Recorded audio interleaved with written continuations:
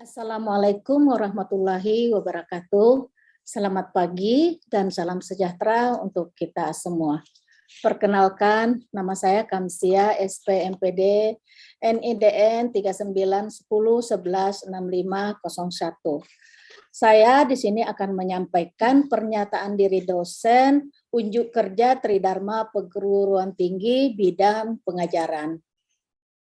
Dalam hal ini, saya akan menyampaikan salah satu mata kuliah yang saya ampu, yaitu mata kuliah Metode dan Teknik Penyuluhan Perikanan.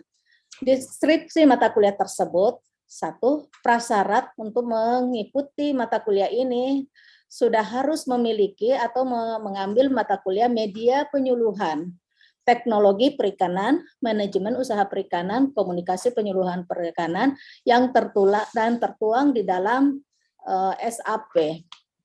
Kenapa? Karena dalam kegiatan praktek mengajar, praktek menyuluh, nanti simulasi penyuluhan, harus ada materi yang disampaikan, yaitu teknologi perikanan dan manajemen atau usaha perikanan. Nah, salah satu juga mata kuliah yang harus diambil adalah mata kuliah komunikasi penyuluhan perikanan di semester 1. Bobot mata kuliah ini adalah 6 SKS, 2 SKS teori, dan 4 SKS praktik. 1 SKS teori terdiri dari 50 menit, jadi kalau 2 SKS itu berarti 10 menit. Sedangkan jumlah jam atau 1 SKS praktik terdiri sama dengan atau setara dengan 170 menit. Jadi kalau 4 SKS berarti 170 kali 4. Karena mata kuliah ini SKS-nya tinggi, jadi tidak mungkin diselesaikan dalam 1 hari. Jadi mata kuliah yang 6 SKS, metode dan teknik penyuluhan perikanan ini, dari perhitungan 1 pertemuan itu dilakukan 2 hari. Berarti hari ini entah mungkin hari apa, kalau kemarin terjadwalnya itu adalah Selasa dan Rabu. Jadi pertemuan itu seminggu itu 2 kali.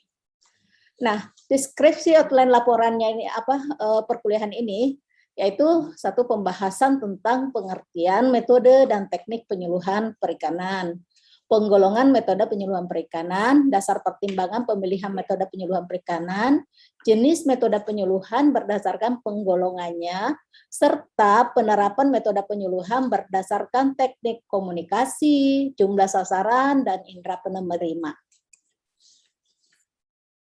Capaian pembelajaran dari metode dan teknik penyuluhan perikanan yang kita harapkan adalah taruna.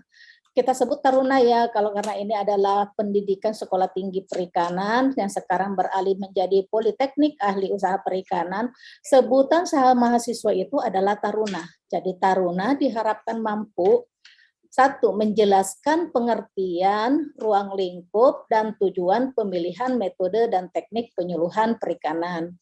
Yang kedua, memahami keterkaitan proses komunikasi, proses adopsi, dan difusi inovasi, tujuan belajar, serta proses pembelajaran dengan pemilihan metode dan teknik penyuluhan yang tepat. Menjelaskan penggolongan metode penyuluhan dan dasar pertimbangan metode penyuluhan perikanan.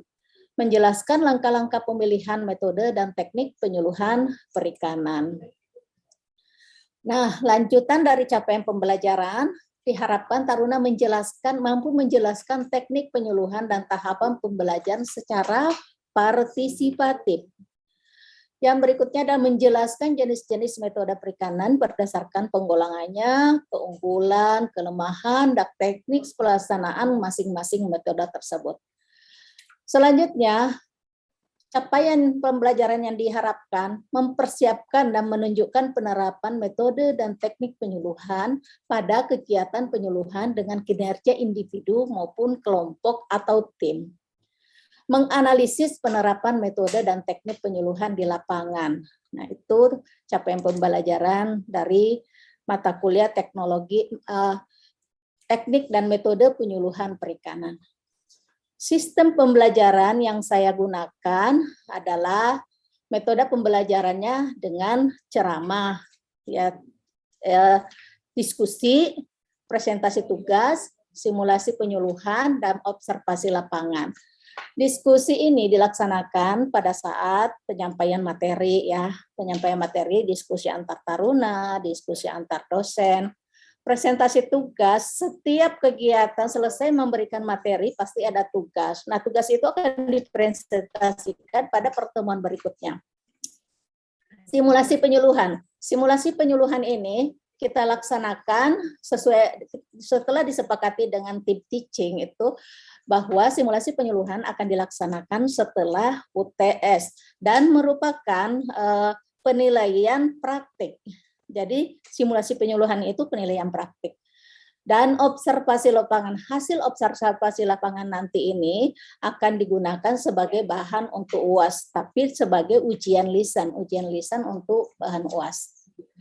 Media pembelajaran yang saya gunakan, kalau saat offline ya, masa-masa tidak pandemi gitu ya, kita menggunakan PC, terus menggunakan Infocus. Nah, kondisinya kan sekarang berbeda ya, sudah mau masuk ke 2 tahun, kita berada pada situasi masih pandemi COVID-19. Maka penggunaan media pembelajaran yang biasa saya pakai yaitu Zoom, terus Google Classroom. Google Classroom ini kita gunakan untuk share materi, terus share tugas, dan laporan tugas daripada taruna, semua dimasukkan di dalam Google Classroom. Terus WhatsApp group ini sangat banyak yang membutuhkan, apalagi taruna kami banyak di lapangan ya, di daerah-daerah terpencil yang agak susah untuk mendapatkan sinyal. Dan yang terpenting pasti akan menggunakan email. Kadang-kadang taruna menyerahkan tugas itu tidak bisa masuk ke yang sudah disiapkan. Adapun materi perkuliahan yang akan disampaikan pada minggu pertama hampir sama dengan yang tadi, pengertian metode dan teknik penyuluhan perikanan. Minggu kedua, penggolongan metode dan teknik penyuluhan perikanan.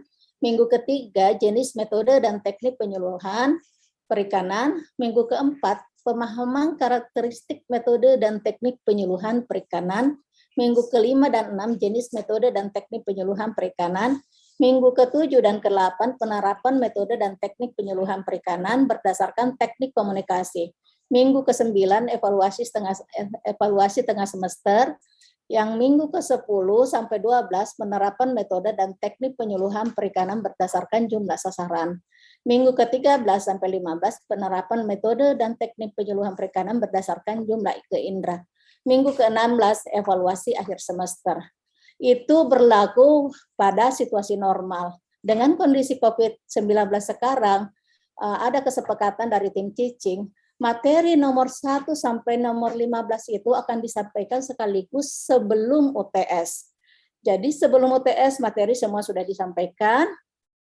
Setelah UTS, simulasi penyuluhan, kalau dalam offline mereka bisa praktek langsung ke masyarakat, praktek langsung di sekitar kampus, tapi karena COVID ini jadi tidak memungkinkan. Pada saat nanti setelah UTS, taruna akan simulasi penyuluhan, rata-rata mengambil demonstrasi penyuluhan ya, demonstrasi penyuluhan. Minggu ke-16 ini.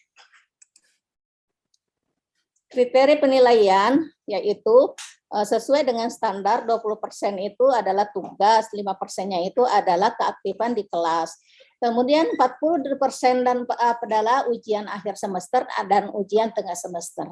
Itulah kriteria penilaian dan ini dijelaskan pada saat pertemuan pertama yaitu kontrak perkuliahan. Demikian, terima kasih yang bisa saya sampaikan dalam kegiatan pernyataan diri dosen unjuk kerja Tridharma Perguruan Tinggi bidang pengajaran. Nah, sebagai praktik pengajaran, mari kita saksikan praktik mengajar atau unjuk kerja Tridharma Perguruan Tinggi bidang pengajaran pada video berikut ini. Selamat menyaksikan. Terima kasih. Assalamualaikum warahmatullahi wabarakatuh dan selamat pagi. Nah, hari ini kita masuk materi pendekatan teknik penyuluhan dengan pendekatan kelompok. Coba kira-kira siapa yang bisa? Yang tahu apa itu pendekatan dengan kelompok? Mohon izin, Bu. Ya, silakan. Kalau metode penyuluhan pendekatan secara kelompok itu, ya. Pendekatannya itu lebih dari satu orang itu, Bu. pertemuannya itu dilakukan lebih dari satu orang itu. Iya, benar Dean ya. Kalau kurang dari 2 orang kan namanya pendekatan individu ya. 1 orang ke 2 orang itu kan penyuluh dengan salah seorang Sasaran, Bu. sasaran. Jadi tetap lebih dari 1 orang. Nah, kalau pendekatan kelompok gimana kira-kira? Ya, udah bagus juga tadi Dean. Mungkin yang lain apa itu? Tadi yang disampaikan Dean udah benar. Mungkin ada yang lebih lengkap lagi. Mohon izin, Bu. Silakan Rizky.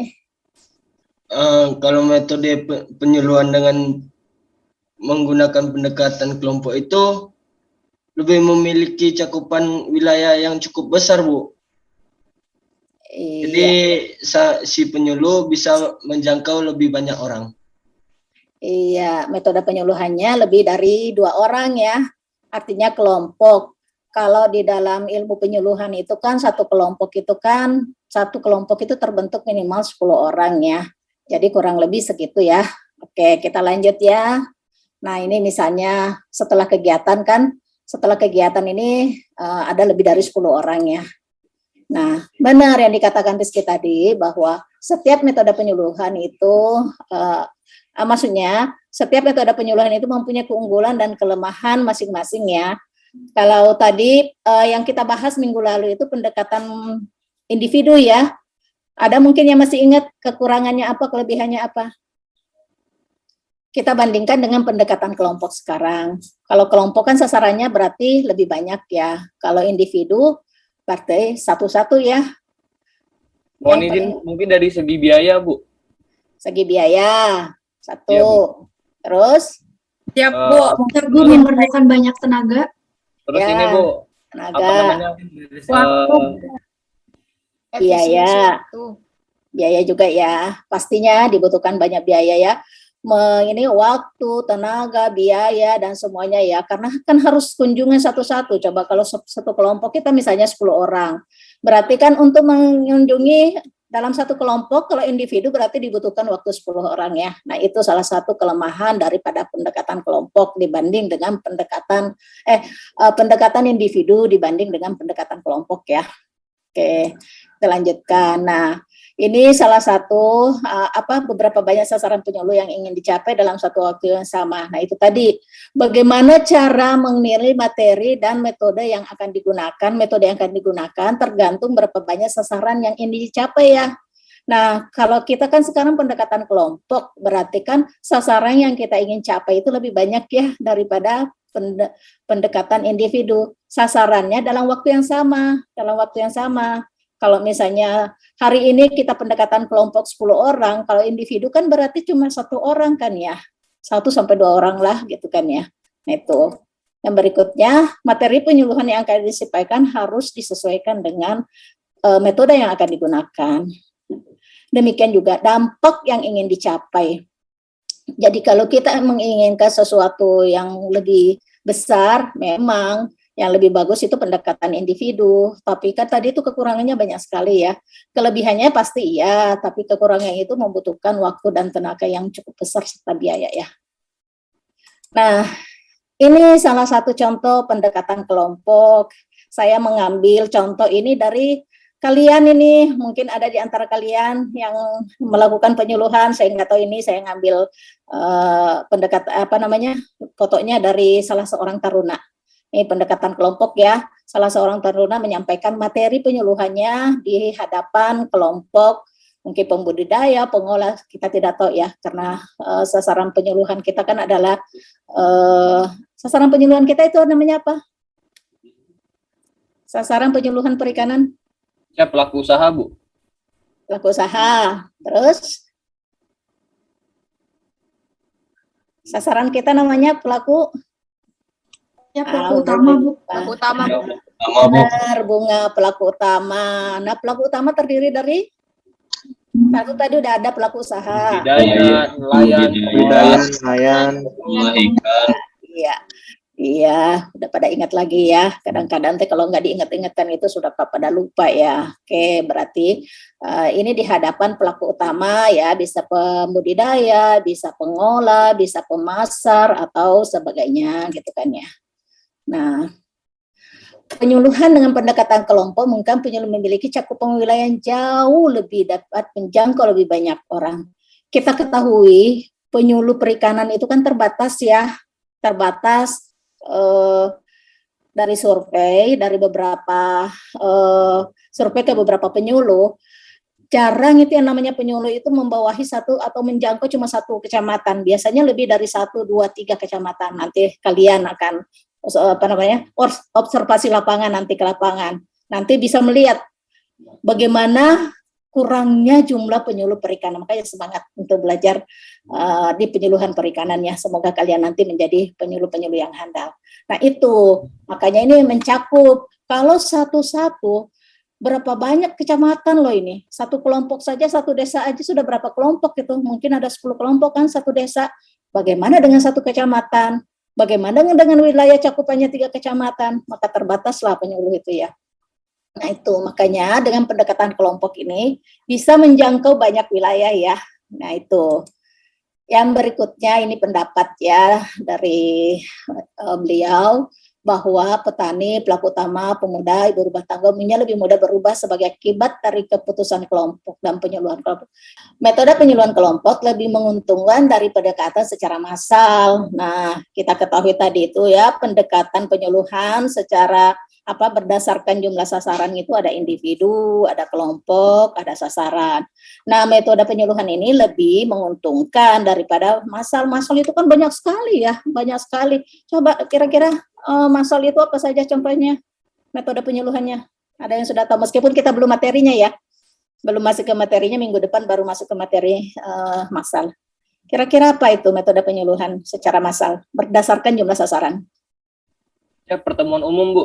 Ya, pertemuan umum. Ini pertemuan umum juga. Siap, pertemuan umum, Bu. Ya, apalagi? Bisa presentasi seminar gitu, Bu.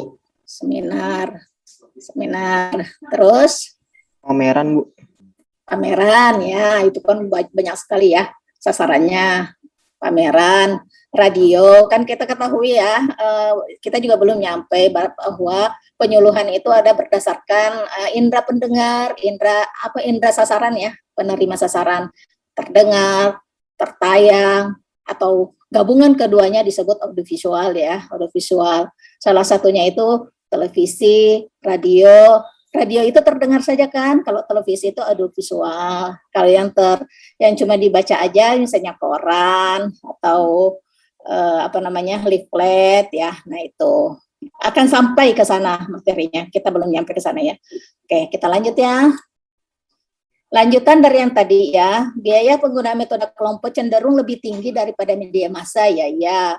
Tapi makin ke atas itu ya, makin berkurang. Kalau makin ke bawah, misalnya pertemuan individu itu, ya pasti penggunaan biayanya lebih besar ya. Kan itu harus satu gitu kan ya. Nah itu. Tapi tentunya ada hal-hal lain, keuntungan dan kerugiannya ya. Metode kelompok memiliki sasaran tertentu dalam penyuluhan, karena hanya sasaran yang betul-betul berminat yang datang ke pertemuan. Ya kan, kita tidak memaksakan ya pertemuan kelompok.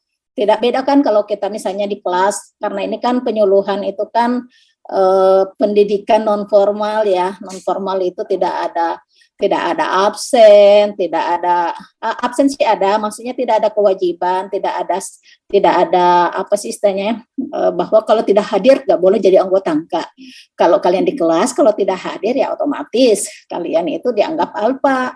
Kalau di mereka dinyatakan bahwa wah kalau Bapak tidak hadir nanti ini ya dialpakan atau tidak dicoret ya, nggak bisa ya. Nah, metode kelompok memiliki sasaran dalam.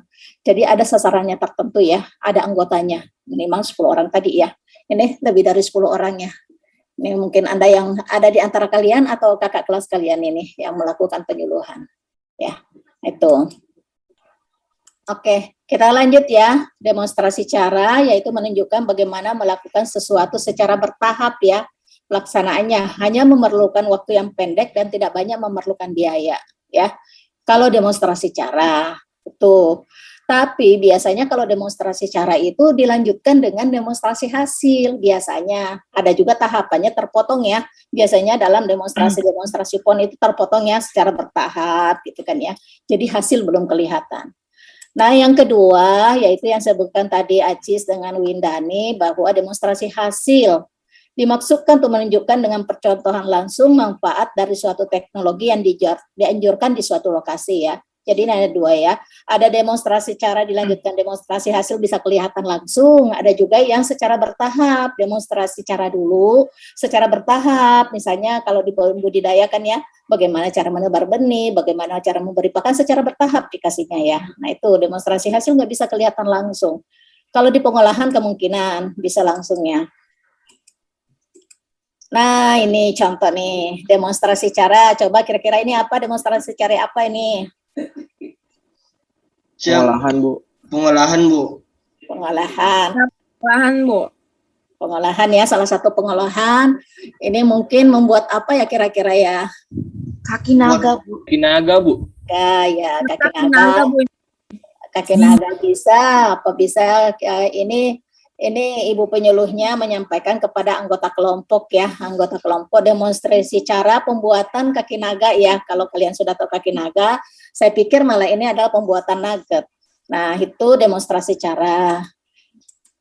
Ini kalau diteruskan demonstrasi cara ini kan ada salah satu demonstrasi hasil. Apa ini? Demonstrasi hasilnya apa ini? Pembuatan pelet, Bu. Pembuatan pakan, Bu. Pembuatan pakan, Bu. Pembuatan pakan. Pembuatan Ini pakan, Bu. judulnya demonstrasi cara ya, demonstrasi cara. Tapi karena sudah kelihatan hasilnya, jadi bisa dilanjutkan dari demonstrasi cara ke demonstrasi hasil. Kalau sudah kelihatan hasilnya ya, sudah kelihatan hasilnya. Ini kalau kaki naganya sudah dibentuk, sudah dikukus, terus sudah digoreng, icip-icip nanti ya, itu namanya juga sementara namanya demonstrasi cara ya. Jadi ada demonstrasi cara hanya caranya saja. Ada yang demonstrasi cara diterusin ke demonstrasi hasil ya. Lebih banyaknya demonstrasi pengolahan itu langsung sampai ke demonstrasi hasil ya. Nah ini langkah-langkah demonstrasi cara. Menentukan tujuan yang ingin dicapai. Ya tujuannya kita apa? Kalau tadi kan pengolahan itu mungkin tujuannya adalah mau memasyarakatkan makan ikan ya. Jadi pengolahan. Ya, harus ditentukan tujuannya. Nanti kan Anda dalam kegiatan ini ada ya di dalam LPM itu ya, lembar penyuluhan Anda membuat tujuan yang ingin dicapai, lembar penyuluhannya, lembar LPM. Terus berikutnya menguji apakah tujuan tersebut secara teknis benar-benar penting ya tadi ya. Kalau dianggap itu penting, pasti ya sasaran itu akan berbondong-bondong menghadiri acara demonstrasi tersebut. Yang berikutnya yaitu mengumpulkan info tentang teknik demonstrasi tersebut. Jadi kita tahu siapa sasaran kita, siapa ya itu kita tahu sasaran kita siapa gitu kan ya. Nah, membicarakan masalah yang akan didemonstrasikan dengan kontak nih ya sebelum masuk kelompok ya pastinya kita berbicara dulu dengan ketua kelompoknya ya, ketua kelompoknya. Karena itu masuk ke suatu komunitas sebaiknya itu melalui ketuanya ya. Oke. Nah, menyiapkan lokasi dan peralatan diperlukan tentunya ya. Nah, dan sebagainya. Membuat rencana penjelasan secara bertahap ya, bertahap mungkin melalui folder atau leaflet atau mungkin ada yang tadi itu ya lembar apa persiapan menyuluh LPM tadi ya dalam lembar penyuluhan itu lembar persiapan menyuluh. Kuasai rencana tersebut agar memudahkan dalam memberikan penjelasan saat demonstrasi ya, harus menguasai materinya ya dalam demonstrasi. Makanya tadi ada pertanyaan bagaimana kalau tidak tahu ya, harus sebisanya memanggil narasumber yang lainnya ya. Melaksanakan demonstrasi secara bertahap, setelah selesai berikan kesempatan pada peserta untuk bertanya. Sebenarnya dengan memberi kesempatan bertanya ini tanpa dikasih tahu pun kadang-kadang sasaran itu sudah bertanya ya dalam prosesnya. Itu juga sudah merupakan evaluasi ya. Evaluasi, oh iya saya lupa tadi dalam sebelumnya itu kan harus ada evaluasi awal ya. Evaluasi nanti di akhir ada evaluasi akhir ya. Nah, untuk mengetahui sampai di mana penguasaan atau sampai di mana sasaran itu menerima materi yang kita sampaikan ya. Oke. Nah, mintakan pada peserta untuk mengulangi atau mempraktekkan. Kalau yang benar-benar mengikuti itu tadi perlunya ya, jumlah sasaran yang terbatasnya jangan banyak-banyak gitu ya. Karena dia dilibatkan pasti dia ingat oh iya langkah-langkahnya begini. Nah itu, nah, minta salah seorang atau beberapa orang menjelaskan materi apa tadi yang disampaikan gitu. Berikutnya, membuat kesimpulan demonstrasi dan bilang mengkika memberikan bahan bacaan pada, tadi kan Anda membuatkan folder atau leaflet atau bahan bacaan apa yang terkaitan dengan materi yang disampaikan, ya. Mengadakan bimbingan lanjutan. Nah, tadi ini akibat demonstrasi sini, mungkin ada yang tertarik, udah masuk tahapan adopsi di mana tuh? Tahap adopsi ada berapa? Ada? Coba, ada 5 ya, lupa lagi, sadar, minat, menilai, mencoba, mengadopsi atau melaksanakan. Ya mungkin di antara anggota kelompok ini sudah ada yang mulai berminat. Nah, dilakukan ini berkaitan dengan materi bimbingan lanjutan. Ada salah seorang dari anggota kelompok yang meminta, misalnya datang ke rumah, Bu, saya pengen dong membuat sendiri bahan kaki naga tersebut, nanti saya siapkan materinya, bahannya, siapkan alatnya, pokoknya ibu tinggal datang gitu kan. Nah, itu kan lebih bagus kan, berarti sudah berhasil tuh, udah sampai tahap sadar, minat, menilai, mencoba, sudah mau mencoba kan, dan akhirnya terlewatkan, akhirnya teradopsi, dapat mengadopsi. Nah, itu ini cuma langkah-langkah sama aja ya dengan yang tadi itu ya. Nah, semuanya sama materinya. Nah, evaluasi untuk mengetahui sampai sejauh mana tujuan demonstrasi telah dicapai, dilakukan evaluasi kayak tadi kan ya. Nah, minta, ayo coba siapa yang tahu langkah-langkah tadi apa aja yang dilakukan, mulai dari persiapan alat apa aja yang dibutuhkan, yang digunakan, bahan apa saja yang digunakan. Nah, kita ini bisa sebagai bahan evaluasi ya. Mengetahui tingkat partisipasi ya. Kalau banyak yang bertanya berarti kan sudah banyak yang tahu ya, banyak yang berpartisipasi. Kalau banyak orangnya berarti mungkin ada terpecah konsentrasinya ya. Nah, ini contoh evaluasi nih. Anda bisa mengisi sebagai seorang penyuluh. Pemahaman materi sangat baik, cukup baik, kurang baik, bisa kita menilai di situ ya. Nah, ini contoh-contohnya bahan penilaian ya. Begitu. Ini hanya tambahan materi yang sama saja dengan yang tadi, penguat saja sebagai tambahan-tambahan, sama aja ya dengan yang tadi. Nah, oke anak-anakku, terima kasih atas partisipasinya hari ini. Materi hari ini dengan pendekatan kelompok kita selesai, kita sudahi ya.